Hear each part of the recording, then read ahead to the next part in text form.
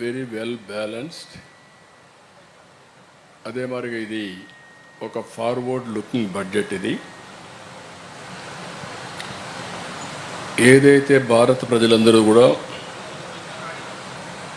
Fast growing economy మీద ఎన్నో aspirations పెట్టుకున్నారు, దాన్ని రిఫ్లెక్ట్ చేసే విధంగా ఈరోజు బడ్జెట్ వచ్చింది. ఇటీవల ఒక historic FTA with European union మనం చేసుకున్నాం. దాన్ని కూడా ఇప్పుడు మనం బడ్జెట్ చూస్తే అది కూడా అచీవ్ చేసే పరిస్థితిలో, అదే మరిగా భవిష్యత్తులో సెల్ఫ్ రిలయన్స్ అండ్ మ్యానుఫ్యాక్చరింగ్లో కన్సాలిడేషన్ జరిగే దిశగా ఈ బడ్జెట్ ప్రవేశపెట్టడం జరిగింది. అదే మరిగా ఇది ఈజ్ ఆఫ్ డూయింగ్ బిజినెస్ని స్ట్రెంగ్తన్ చేస్తుంది. MSMEలు ప్రమోట్ చేయడంలో, స్ట్రెంగ్తన్ చేయడంలో ప్రముఖ పాత్ర వహించే పరిస్థితి వస్తుంది. ప్రత్యేకంగా మీరు ఒకసారి చూస్తే ఉమెన్, ఫార్మర్ అండ్ యూత్ ఈ ముగ్గురికి కూడా టాప్ ప్రియారిటీ ఇవ్వడం, అదే మరిగా వారి యొక్క ఎంపవర్మెంట్ కోసం దోహదం చేసేగా పెట్టారు. అల్టిమేట్గా ప్రధానమంత్రి గారు ఏదైతే చెప్తున్నారో, తొందరలోనే మనం 3rd లార్జెస్ట్ ఎకానమీ అవుతాం. ఆ తర్వాత 2047 వికసిత్ భారత్, ఒక డెవలప్డ్ ఎకానమీగా తయారు చేయడానికి ఇది పూర్తిగా ఉపయోగపడుతుంది. ఈరోజు దీనికి ప్రధానమంత్రి గారిని మనస్ఫూర్తిగా అభినందిస్తున్నా. చాలా ఎక్సర్సైజ్ చేసి బ్యాలెన్స్డ్గా పెట్టిన ఫైనాన్స్ మినిస్టర్ని అభినందిస్తున్నా.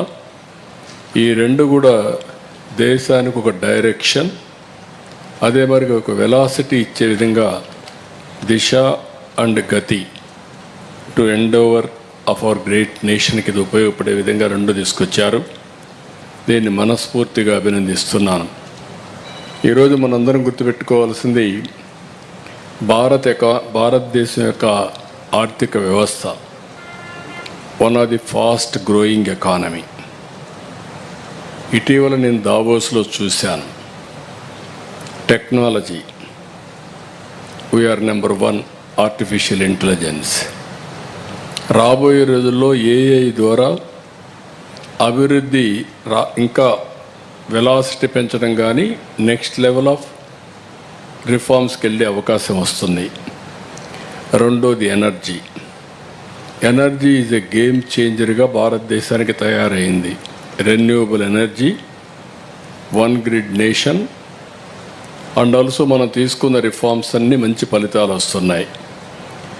ఈ రెంటికి మళ్ళా ఒక పక్కన మనం ఆలోచిస్తే మనకుండే అడ్వాంటేజెస్ అన్నీ డెమోగ్రఫిక్ డివిడెంట్. ఏజింగ్ ప్రాబ్లం ప్రపంచం అంతా సతమతం అవుతూ ఉంటే భారతదేశం ఒక అడ్వాంటేజ్ కిందగా డెమోగ్రఫిక్ డివిడెంట్ వచ్చే పరిస్థితి వచ్చింది. ఇది 2047 వరకు కంటిన్యూ అవుతుంది. ఈ మూడు కూడా సద్వినియోగం చేసుకోవాలంటే ఇలాంటి బడ్జెట్ చాలా అవసరం. అవన్నీ కూడా ఇందులో రిఫ్లెక్ట్ అవుతున్నాయి. ఒక పక్క షార్ట్ టర్మే కాకుండా medium term, long term sustainability దృష్టిలో పెట్టుకొని ఈ బడ్జెట్ తయారు చేశారు. దీనికి మనస్ఫూర్తిగా అభినందిస్తున్నాను. ఎప్పుడైతే వెల్త్ క్రియేట్ చేస్తామో, వెల్త్ క్రియేషన్ వల్ల ఆటోమేటిక్గా లివింగ్ స్టాండర్డ్స్ పెరుగుతాయి. అందుకే ఈ బడ్జెట్లో మనం చూస్తే మెరుగైన లివబుల్ కండిషన్స్ రావడానికి, ఈజ్ ఆఫ్ లివింగ్ కోసం ఇది దోహదం చేసే విధంగా వచ్చింది. అన్ని ప్రాంతాలు లేకపోతే అందరు ప్రజలు కూడా అభివృద్ధి చేయడం కోసం దోహదం చేసే బడ్జెట్ ఈ బడ్జెట్. ఇంకొక పక్కన మన రాష్ట్రానికి వస్తే ఇప్పుడు తీసుకున్న నిర్ణయాల వల్ల 3 హై-స్పీడ్ రైల్ కారిడార్స్ వస్తున్నాయి. ఒకటి హైదరాబాద్, బెంగళూరు, అనంతపూర్, కర్నూలు కవర్ అవుతుంది.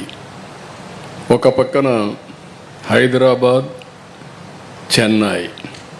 హైదరాబాద్, చెన్నై వచ్చినప్పుడు అమరావతి, తిరుపతి, చెన్నైకి వెళ్తుంది. ఈ రెండు వచ్చినప్పుడు ఒక పక్క అవన్నీ వచ్చినప్పుడు ఇంకొక పక్క అప్ టు తిరుపతి వరకు కవర్ అవుతుంది. మూడోది బెంగళూరు చెన్నై, అది కూడా యాజ్ ఆన్ టుడే నేరుగా పలమనేరు చిత్తూరు. రాబోయే రోజుల్లో we are requesting them connect Tirupati, then it will go to Chennai. కానీ ఏ విధంగా కనెక్ట్ చేస్తారో చూడాలి. అది కూడా ఒక పక్క.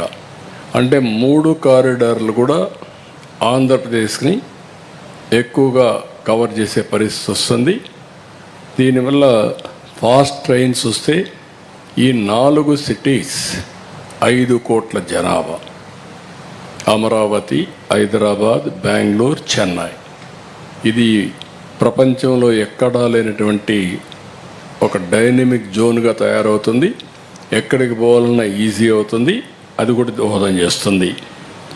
ఇంకొక పక్క రాబోయే రోజుల్లో డెడికేటెడ్ రేర్ ఎర్త్ కారిడార్, ఇది ఆంధ్రప్రదేశ్ కూడా ఇంక్లూడ్ చేశారు. ఇప్పుడు ఏదైతే రేర్ ఎర్త్ ఉందో ఇవన్నీ కూడా రేపు రాబోయే రోజుల్లో మన దగ్గర బీచ్ శాండ్ ఉంది, ఇంకా వేరియస్ మినరల్స్ ఉన్నాయి. ఇవన్నీ ఉపయోగించుకొని అనేకమైనటువంటి డిఫెన్స్కి కావాల్సినవి కానీ, అటామిక్ ఎనర్జీకి కానీ, ఇంకా అనేక రకాలుగా మన మిగిలినటువంటి సోలార్ ప్యానెల్స్ కానీ, క్రిటికల్ ఎలక్ట్రానిక్స్కి ఇవి దోహదం చేసే పరిస్థితి వస్తుంది. అది కూడా ఒక పెద్ద శుభ పరిణామం. ఇది మన రాష్ట్రానికి కూడా ఉపయోగపడుతుంది. ఇంకొక పక్క ISM 2.0, దీనివల్ల సెమీ కండక్టర్కి పెద్ద దోహదం చేస్తుంది. 40,000 కోట్ల రూపాయలు పెట్టారు. ఇది టెక్నాలజీకి పెద్ద పీట వేసినట్టు అవుతుంది. టెక్నాలజీలో మనం ముందుకు పోతున్నాం. Semi conductor is very crucial. దీనికోసం 2.0 తీసుకొచ్చారు. ఇంకొక పక్కన టెక్స్టైల్ సెక్టర్కి ఊతం ఇచ్చారు. మన దగ్గర పెద్ద ఎత్తున టెక్స్టైల్ అంతా కూడా ప్రాధాన్యత ఉంది. కాటన్ పండిస్తున్నాం. టెక్స్టైల్ వల్ల, టెక్స్టైల్ మ్యానుఫ్యాక్చరింగ్ వల్ల మన వాళ్ళకి చాలామందికి ఉపాధి వస్తుంది. This a good move. It will have a tremendous impact. ఇంకొక పక్క టూరిజం, హాస్పిటాలిటీ, దీనికి కూడా ప్రాధాన్యత ఇచ్చారు. నేను ఎప్పటి నుంచో మాట్లాడుతున్నాను, భవిష్యత్తులో ఎంప్లాయ్మెంట్ క్రియేట్ చేయాలంటే టూరిజం ఉండాలి, టూరిజాన్ని ప్రమోట్ చేయాలి. హాస్పిటాలిటీకి భారతదేశం పెట్టిన పేరు, అందులో ఆంధ్రప్రదేశ్ కూడా one of the best hospitality state ఇది. దీనికి కూడా ఉపయోగపడుతుంది. ఇంకొక పక్కన government of India cashew, coconut, cocoa, sandalwood, ఈ 4 మనకు చాలా ముఖ్యమైన పంటలు. Cocoa we are number 1. అదే మరి ఇంకొక పక్క క్యాషు, కోకోనట్ కూడా మనకు చాలా వరకు ఉంది. ఇంకొక పక్కన క్యాషు ఉంది, ఇంకొక పక్క శాండల్వుడ్ ఉంది. దీంతో కాఫీ కూడా కలుపుతున్నాం, అరకు కాఫీ. ఇవన్నీ కానీ వస్తే చాలా వరకు మనకు ఉపయోగపడే పరిస్థితి వస్తుంది. ఈ ప్రోత్సాహాన్ని కూడా నేను అభినందిస్తున్నా. ఇంకొక పక్క tax incentives for data centres 2047 వరకు పెట్టారు. ట్యాక్స్ ఇన్సెంటివ్స్ డేటా సెంటర్కి వస్తే ఒక్కసారి డేటా సెంటర్కి ఇండియా ఒక హబ్గా తయారవుతుంది. ఇప్పుడే మనకు Visakhapatnam 5-6 minimum 10 gigawatt capacity data సెంటర్స్కి ముందుకు వచ్చారు. అన్ని ఇవ్వలేం. ఎన్ని ఇవ్వగలుగుతాం వర్కౌట్ చేసుకుంటున్నాం. దీనికి పవర్ అవసరం ఉంటుంది. అదే మరి మనకు చాలా ఎంప్లాయ్మెంట్. ఒకసారి డేటా సెంటర్ వస్తే ఏఐ వస్తుంది. ఏఐ వస్తే it is a game changer.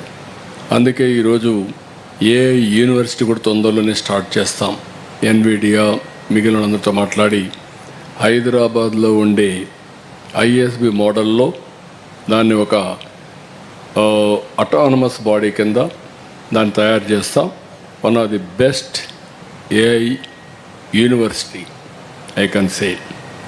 ఆ యూనివర్సిటీ కూడా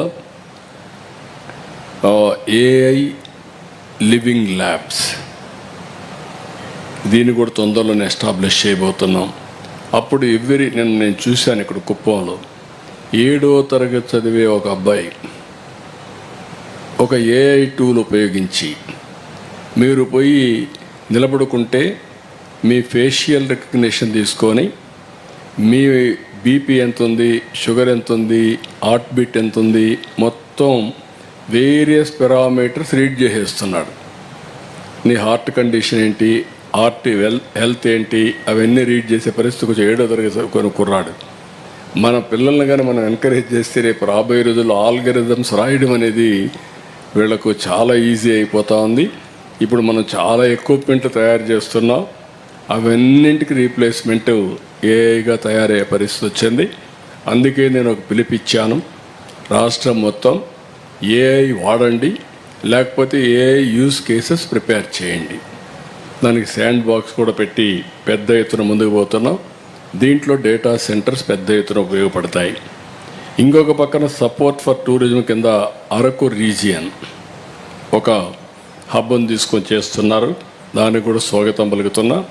రెండోది పులికాట్ లేక్, ఇక్కడ ఫ్లెమింగో ఫెస్టివల్స్ మనం పెడుతున్నాం. One of the most beautiful place. ఈ బర్డ్స్, రేర్ బర్డ్స్ అతిథులుగా వస్తూ ఉంటాయి, మన గెస్ట్లుగా వస్తాయి. కొన్ని రోజులు